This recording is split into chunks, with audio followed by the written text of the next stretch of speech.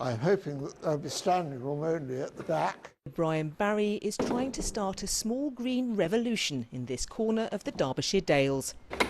Well, it's our first public meeting with Share Energy, and we hope they're going to tell us that what we want to do is feasible. Feasibility was Brian's business as a former aerodynamics engineer for Rolls-Royce, and he's still experimenting.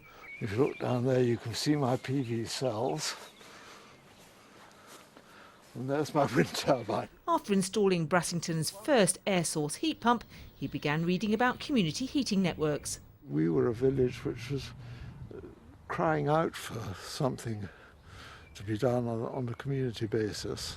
So he tapped into some grants to run a village survey and asked consultants Share Energy to write a feasibility study. I think this is one of the most interesting projects we're working on, and certainly the most innovative in terms of combining the heat network with electricity from a wind farm.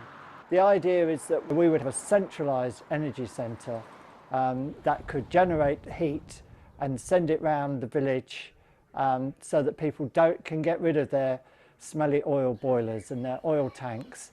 That's music to the ears of people like Paul Heppelstone. This is something I'd like to get rid of because last year oil has gone up ×3, but primarily we want to follow a green agenda in everything we do and everything in the way we live. I think working together is probably the only way you're going to improve on things. Around 50 villagers were at least willing to listen to proposals for communal air source heat pumps, thermal stores and even a community wind turbine. They're hoping to get something more environmental than using oil, which is also very expensive. I think we all need to be aware of climate change and the effect we're all having in a village where there's no gas supply, so it's coal or wood burners and things like that. So environmentally we all need to take responsibility for my grandchildren's and everybody else's grandchildren's futures. Community heating networks take years to build. They need wide-scale support, planning permissions and finance.